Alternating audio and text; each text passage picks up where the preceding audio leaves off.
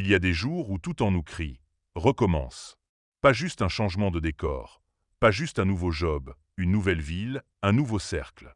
Non, un vrai redémarrage. L'envie puissante d'effacer le brouillon de notre vie pour réécrire proprement. Mais faut-il vraiment tout détruire pour renaître? Est-il possible de tourner la page sans arracher le livre? Ce que tu ressens n'est pas une faiblesse, c'est un appel. Un besoin viscéral de vérité, de cohérence, de retour à soi. Et si recommencer, c'était simplement se retrouver sans se renier? Parlons-en. Pourquoi ressent-on ce besoin de recommencer? On croit souvent que ce besoin de recommencer vient d'un événement marquant, une rupture, une perte, un échec brutal. Et parfois, c'est vrai. Mais plus souvent qu'on ne le pense, ce besoin naît en silence. Il grandit lentement dans les creux de nos routines, dans le décalage entre ce qu'on vit et ce qu'on ressent. On sourit, on avance, on fait comme si. Mais à l'intérieur, quelque chose murmure, ce n'est plus toi. Ce besoin de recommencer n'est pas une crise, c'est une lucidité. Une mise à jour intérieure. L'envie de vivre une version plus fidèle de soi-même. Comme si tout ce qu'on avait construit, même ce qui semble réussi, ne correspondait plus à ce que l'on est devenu. On ne parle pas assez de ça, l'inconfort dans la réussite. Cette sensation étrange d'avoir coché toutes les cases, mais de ne pas se reconnaître dans le miroir. Le malaise discret d'une vie bien remplie, mais profondément vide. C'est là que l'envie de recommencer émerge, quand ce qu'on vit ne reflète plus ce qu'on sent. Et c'est là que la confusion commence. Parce qu'on a appris à croire que vouloir autre chose, c'est être ingrat, qu'on devrait se contenter. Mais en réalité, ce que tu ressens n'est pas un caprice. C'est un indicateur, un appel à l'alignement. Tu n'es pas fou de vouloir recommencer. Tu es juste vivant. Tu es en éveil. Il faut du courage pour écouter cette voix. Parce qu'elle ne vient pas de l'extérieur. Ce n'est pas une tendance, ni un slogan inspirant. C'est une tension intérieure qu'on ressent quand on est déconnecté de soi-même. Et cette tension devient parfois insupportable. Ce n'est pas une fuite. Ce n'est pas une envie de tout casser. C'est une recherche de vérité. Et dans un monde où on valorise l'apparence, le confort et le contrôle, cette vérité dérange. Recommencer, ce n'est pas rejeter son passé. C'est choisir de ne plus s'y enfermer. Tu vois, le besoin de recommencer est souvent mal compris parce qu'il bouscule. Il remet en question ce qui semble bien. Il déstabilise même les autres. Car quand tu décides de te réaligner, certains autour de toi peuvent s'y opposer. Non pas parce qu'ils te veulent du mal, mais parce que ton changement réveille en eux ce qu'ils ont choisi d'éteindre. Parfois, on sent que quelque chose doit changer, mais on ne sait pas quoi. Alors on remet tout en question. Travail, relations, lieux, habitudes. On veut tout secouer. Mais ce qu'on cherche réellement, ce n'est pas le changement extérieur. C'est une sensation intérieure, celle d'être à sa place. Il y a une différence entre tout plaquer et tout repenser. Entre détruire et déconstruire. Ce besoin ne dit pas forcément « pars ». Il dit peut-être « réveille-toi, ose être vrai, reprends-toi ». Il dit peut-être « arrête de trahir ce que tu ressens ». Ce besoin de recommencer, c'est l'âme qui appelle au calme, au recentrage, à l'authenticité. C'est une voix douce mais insistante qui ne cherche pas à créer le chaos, mais à restaurer l'essentiel. Il y a ceux qui écoutent ce besoin et qui agissent. Et il y a ceux qui l'étouffent jusqu'à ne plus rien ressentir. Le vrai danger n'est pas dans le changement. Il est dans la stagnation. Dans cette résignation molle qui nous fait survivre à nos propres vies. Qui nous transforme en figurants de notre propre histoire. Alors si tu ressens ce tiraillement, sache que tu n'es pas seul. Beaucoup le vivent. Peu l'expriment. Encore moins osent l'assumer. Et pourtant, il n'y a rien de plus universel que ce besoin de renaître à soi-même. Mais c'est là, précisément là, que commence le vrai chemin. Non pas celui de tout détruire, mais de se reconnecter. De regarder sa vie avec honnêteté. De faire silence et d'écouter. Et de se demander, sans jugement, est-ce que je suis encore moi dans ce que je vis? Parce que si la réponse est non, alors peut-être que le moment est venu. Non pas de fuir, mais de revenir. À toi. Vraiment. L'illusion de tout détruire, fantasme ou fuite. Quand le malaise devient trop fort, une idée surgit, tout effacer. Couper. Claquer la porte. Disparaître. Partir loin, changer de nom, de pays, de peau. On se surprend à rêver d'une table rase. Une vie blanche, sans passé, sans attache. C'est un fantasme puissant. Mais est-ce vraiment une solution ou juste une fuite bien déguisée? On croit parfois que pour recommencer, il faut détruire, qu'il faut tout casser pour faire neuf. Comme si notre histoire nous empêchait d'avancer. Comme si le passé devait être effacé pour que le futur puisse exister. Cette pensée est séduisante. Elle donne l'illusion de contrôle. L'illusion qu'on peut tout redémarrer comme un logiciel buggé. Et dans une époque qui valorise la vitesse et le changement constant, cette illusion devient presque une norme. Mais la vie, ce n'est pas un disque dur. Ce n'est pas parce qu'on formate qu'on est libre. Effacer ne veut pas dire guérir. Fuir ne veut pas dire évoluer. Et tout détruire n'offre souvent qu'un soulagement temporaire, suivi d'un vide encore plus grand. Un vide qui, cette fois, n'a même plus de structure où s'appuyer. Beaucoup de gens vivent ce fantasme sans même le dire. Ils quittent tout, changent tout, pensent commencer une nouvelle vie. Mais au bout du compte, ils emmènent toujours la même chose avec eux, eux-mêmes. Parce qu'on peut changer de décor, mais si l'acteur ne change pas, la pièce reste la même. C'est la scène qui bouge, mais pas l'histoire. Ce fantasme de tout détruire vient souvent d'une douleur mal comprise, d'un ras-le-bol intérieur, d'une fatigue émotionnelle profonde. Il est la version extrême du « il faut que ça change ». Et parfois, il prend la forme d'une colère, contre soi, contre les autres, contre la vie. Une envie de balayer la table plutôt que de la remettre en ordre. Mais balayer, c'est brutal. Et la brutalité laisse toujours des traces. Mais cette destruction, aussi spectaculaire soit-elle, ne résout pas le cœur du problème, notre relation à nous-mêmes. Parce que ce n'est pas ton entourage, ton job ou ta ville qui t'enferme. C'est le poids de ce que tu n'as pas encore digéré, compris ou accepté. Tu peux changer 1000 fois de décor. Si ton dialogue intérieur reste le même, rien ne changera vraiment. Recommencer, ce n'est pas tout brûler. C'est trier. C'est comprendre. C'est décider de ce que tu veux garder, transformer ou lâcher. Et ça demande bien plus de courage que de tout balancer. Parce que tout détruire, c'est souvent plus facile que de faire face. Plus spectaculaire, aussi. Mais rarement plus efficace. Détruire donne une sensation d'action, alors qu'en réalité, on est souvent juste en train de fuir la vraie confrontation, celle avec soi-même. Et puis, il y a cette vérité qu'on oublie souvent. Tout ce que tu veux effacer t'a construit. Même les échecs. Même les blessures. Même les choix que tu regrettes. Tu n'es pas une erreur à corriger. Tu es une œuvre en mouvement. Tu n'as pas besoin d'exploser pour évoluer. Tu as besoin de sens, de conscience, de clarté. Il y a une immense différence entre vouloir changer de vie et vouloir disparaître de soi-même. Et c'est ça, le vrai piège du fantasme de destruction. Il nous fait croire que ce qu'on est est un problème. Alors qu'en réalité, ce qu'on est mérite juste d'être écouté, éclairé, réaligné. Parfois, recommencer demande de faire moins de bruit, moins de chaos et plus de conscience. C'est une reconstruction intérieure, pas un incendie. Ce n'est pas une révolution, c'est une réintégration. Ce n'est pas un cri, c'est un retour au calme.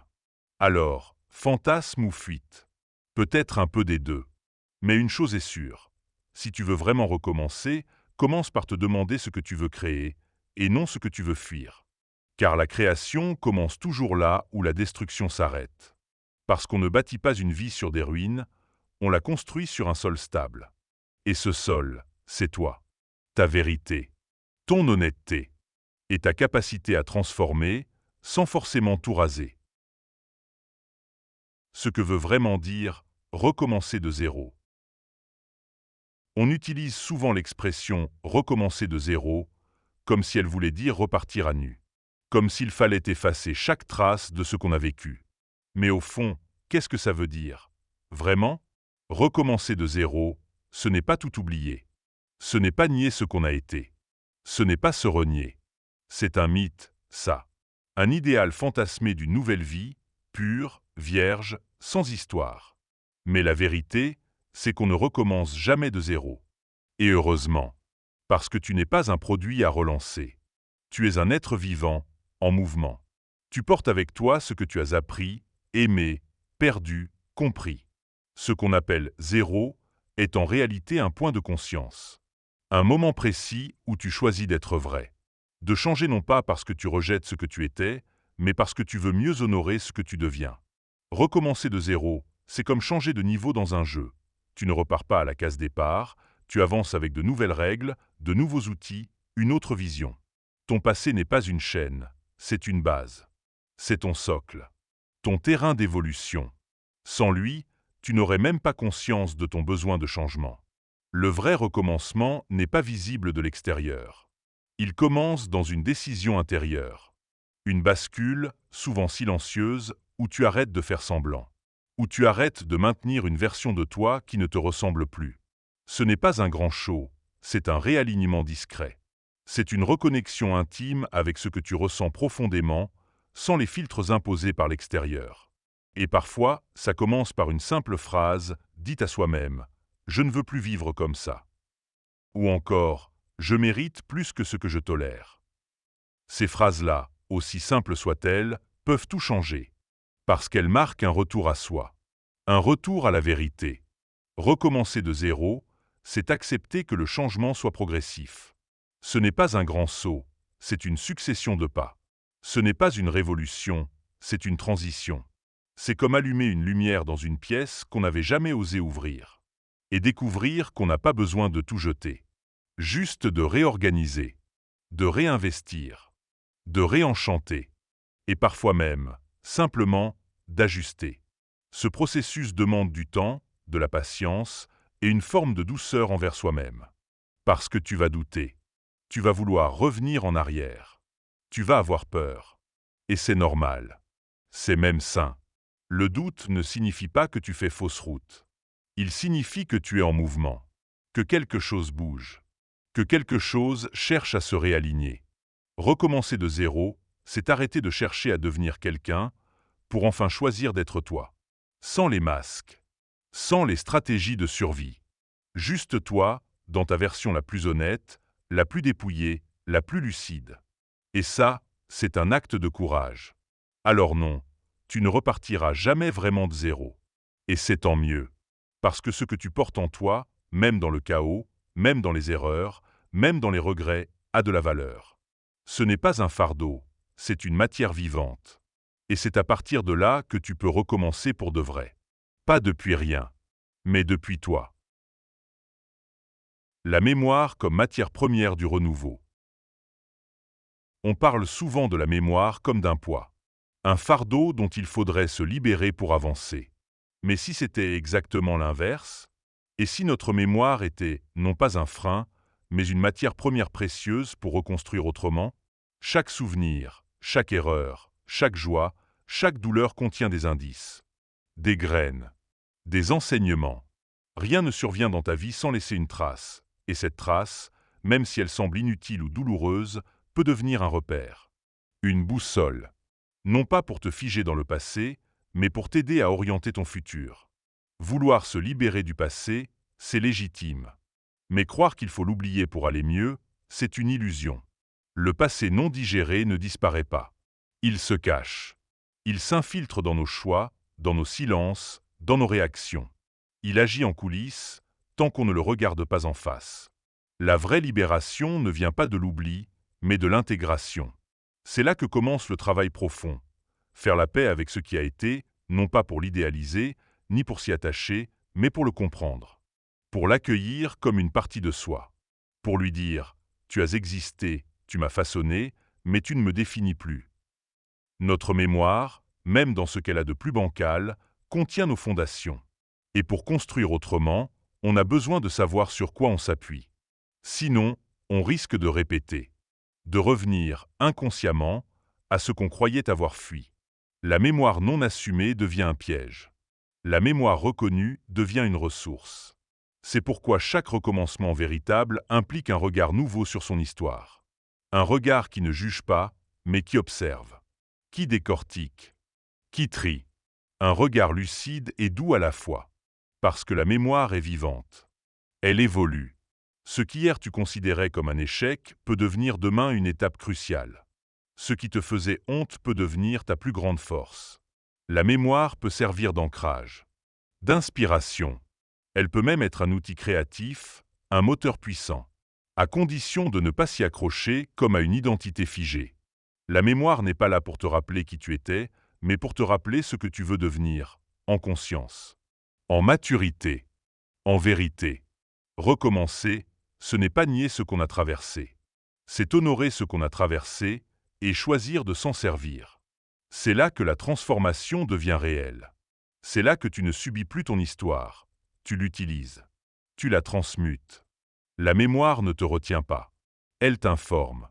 Et ce que tu fais de cette information détermine ce que tu vas créer maintenant. Alors, au lieu de vouloir tout effacer, ose tout regarder, même ce qui te dérange, même ce que tu aurais préféré oublier. Car dans ce regard-là, franc, entier, sans filtre, il y a une puissance. Celle de recommencer. Pas malgré ton histoire, mais grâce à elle. Savoir ce qu'on veut vraiment, la base d'un nouveau départ.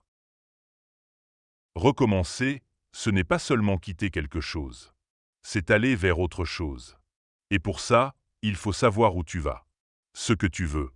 Ce que tu ne veux plus. Sans cette clarté, tu risques de tourner en rond, de répéter les mêmes schémas sous une apparence différente. Mais savoir ce qu'on veut vraiment, ce n'est pas si simple.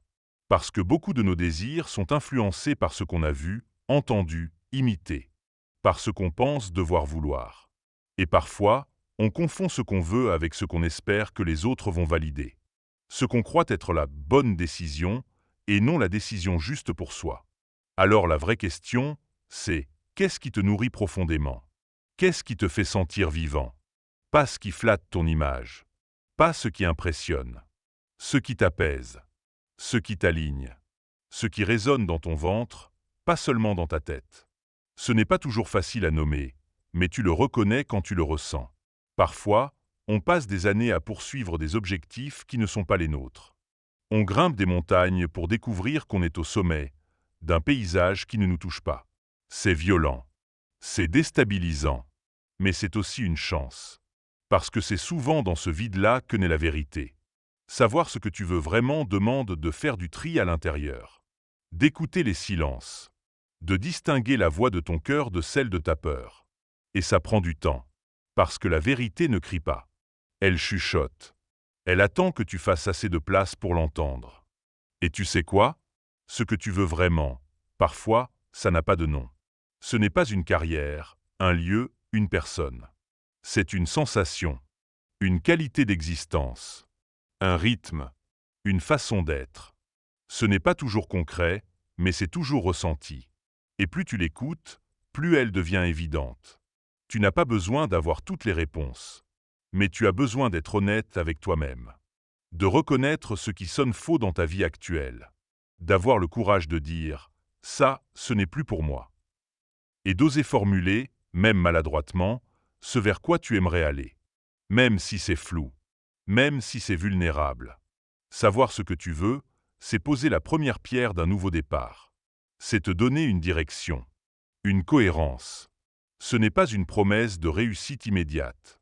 C'est une boussole. Et ça change tout. Parce qu'alors, chaque pas, même petit, a du sens.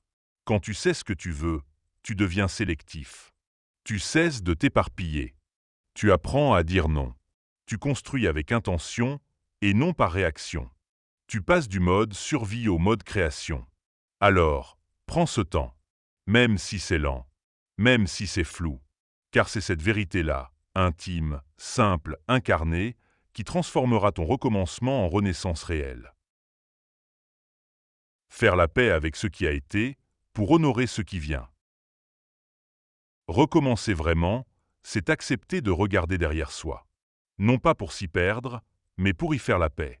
Tant que ce qui a été reste douloureux, flou ou niais, il reste actif. Il interfère avec ce qu'on tente de construire. On ne peut pas avancer pleinement quand on marche en essayant d'oublier ce qui brûle encore en silence. Faire la paix ne veut pas dire approuver, ni excuser. Faire la paix, c'est reconnaître.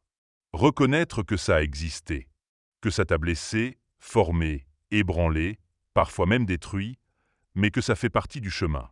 Que tu n'as pas à l'aimer, mais que tu n'as plus besoin de le combattre à chaque instant. Il y a une fatigue sourde à se battre contre son passé, à vouloir le réécrire mentalement, encore et encore, à rêver de conversations qu'on n'a jamais eues, à se refaire le film. Cette fatigue-là t'empêche d'être ici, maintenant. Elle t'empêche de te rendre disponible pour ce qui vient. Et plus tu luttes, plus tu te figes. Faire la paix, c'est reprendre possession de ton énergie. C'est arrêter de la gaspiller dans des guerres intérieures sans fin. C'est décider que tu ne veux plus vivre contre quelque chose, mais pour quelque chose. C'est un changement de posture fondamental. Un passage de la réaction à l'intention. Parfois, la paix vient par étapes. Elle n'arrive pas en une fois. Elle se construit au fil des prises de conscience, des pardons silencieux, des compréhensions inattendues. Ce n'est pas un processus linéaire. Il y aura des retours en arrière, des vagues, des rechutes. Et c'est OK. Ce n'est pas un signe d'échec, mais un signe que tu es vivant, que tu travailles en profondeur. Il arrive aussi qu'on doive faire la paix avec soi-même, avec ses choix passés, ses erreurs, ses absences, ses manques de courage. Et c'est souvent la partie la plus difficile, car on est plus dur avec soi qu'avec les autres. Mais c'est aussi la plus libératrice. Te réconcilier avec toi-même, c'est te redonner le droit d'exister ici, sans honte. La compassion envers soi n'est pas de la complaisance. C'est la condition de la transformation. Tu ne peux pas évoluer si tu continues à te juger avec les yeux du passé. À un moment, il faut déposer les armes, respirer et se dire « j'ai fait du mieux que je pouvais avec ce que je savais à ce moment-là ». Ce simple geste peut rouvrir un espace intérieur immense. Faire la paix, c'est aussi apprendre à honorer ce qui vient. Parce que tant qu'on reste accroché à ce qui aurait dû être, on ne peut pas accueillir ce qui est. La vie ne peut pas te livrer ce qu'elle a de nouveau tant que tu tiens encore fermement ce qui est déjà terminé.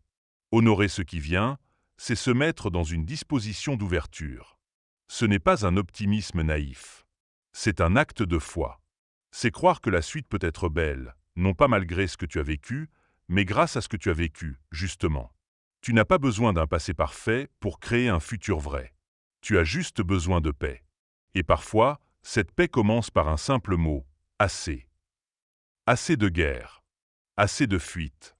Assez de résistance. Et c'est là, dans ce relâchement intérieur, que tout commence à changer. Recommencer sans bruit, la puissance du changement discret. On associe souvent le changement à des gestes spectaculaires. Quitter un job sur un coup de tête. Annoncer une rupture avec fracas. Partir au bout du monde. Faire un grand ménage. Montrer à tout le monde qu'on a tourné la page. Mais si le vrai changement n'avait pas besoin de bruit? Recommencer, ce n'est pas forcément choquer. Ce n'est pas un acte dramatique. Ce n'est pas un cri. Parfois, c'est un souffle. Un mouvement intérieur, invisible aux yeux des autres.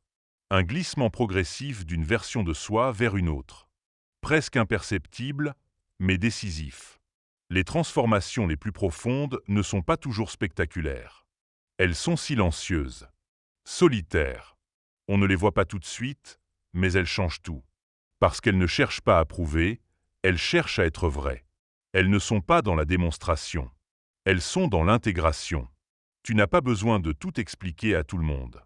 Tu n'as pas besoin de justifier tes décisions. Le changement discret, c'est aussi ça, une forme de souveraineté. Une façon de dire « je me choisis », sans le crier. Un recentrage. Une dignité tranquille. Parfois, tu continues à vivre dans le même environnement. Tu vois les mêmes gens, tu fais les mêmes choses, mais toi, tu n'es plus exactement le même. Tu regardes autrement. Tu ressens autrement. Tu réagis autrement. Et ça, c'est une mue intérieure.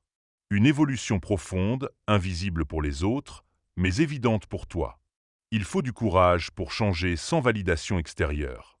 Pour grandir sans reconnaissance immédiate. Pour se transformer dans l'ombre. Et pourtant, c'est souvent là que le changement est le plus solide.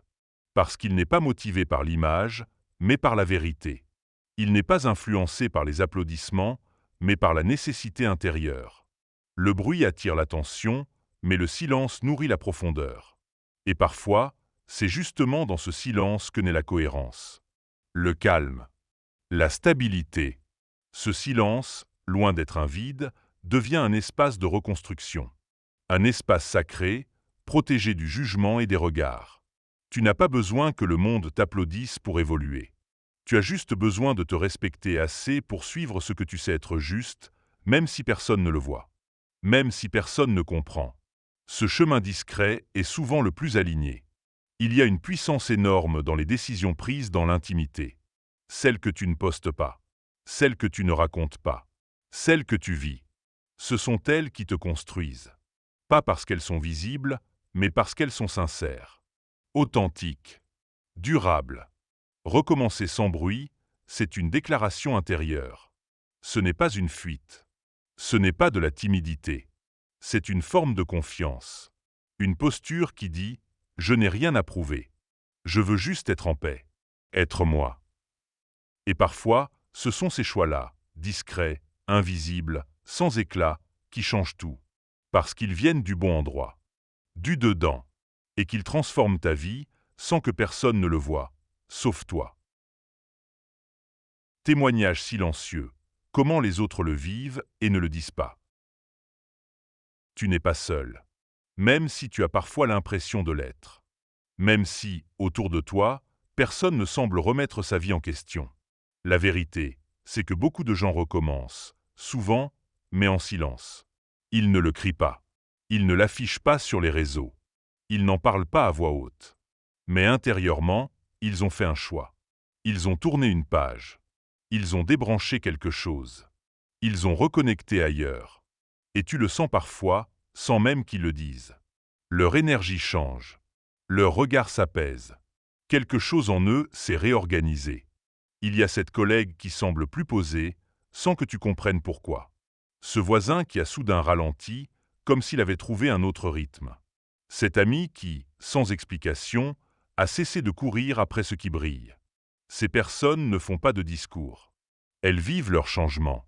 Et leur silence est parfois plus puissant qu'un manifeste.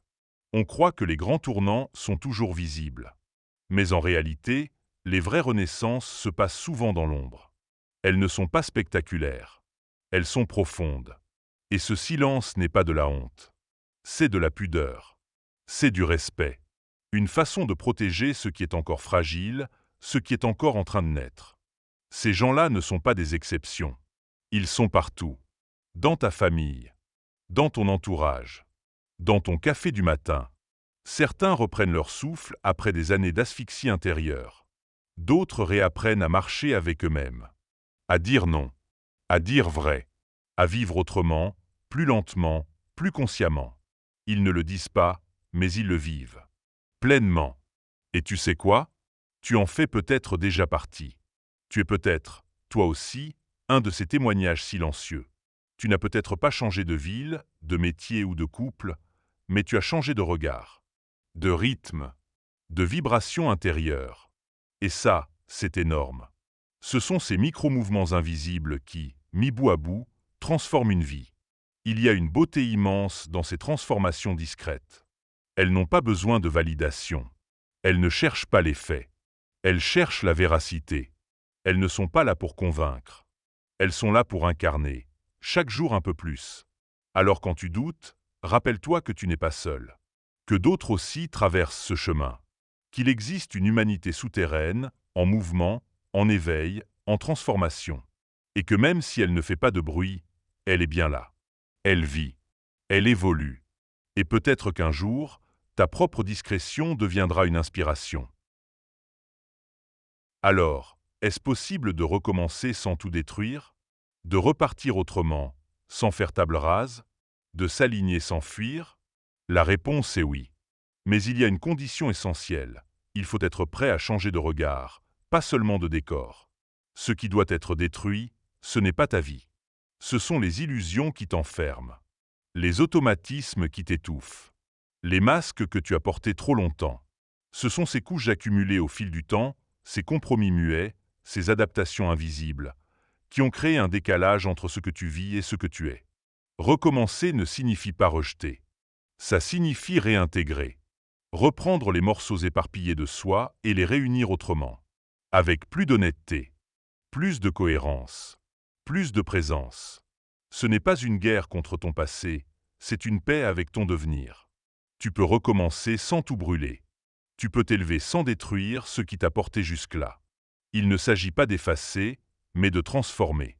Il ne s'agit pas de fuir, mais de revenir à toi. Mais cette forme de recommencement n'est pas spectaculaire. Elle ne fait pas de bruit. Elle ne se mesure pas en likes, en annonces, en coups de théâtre. Elle se vit dans l'intimité, dans les choix quotidiens, dans les petits gestes, dans la manière dont tu te parles, dont tu te respectes, dont tu choisis, chaque jour, d'incarner un peu plus ce que tu sens juste. C'est là, dans cette fidélité discrète à toi-même, que le renouveau prend racine. Pas dans la rupture, mais dans la reconstruction consciente. Recommencer sans tout détruire, c'est possible. Mais il faut le faire depuis un endroit vrai. Un endroit qui ne cherche pas l'approbation, qui ne cherche pas à prouver, mais simplement à exister pleinement. Et si tu es là, à écouter ces mots, c'est que tu es déjà en chemin. Tu n'as peut-être pas encore toutes les réponses, mais tu poses les bonnes questions. Et parfois, c'est tout ce qu'il faut pour que la transformation commence. Alors avance. Doucement. Sincèrement. Et rappelle-toi, ce n'est pas le vacarme du changement qui compte, c'est sa profondeur.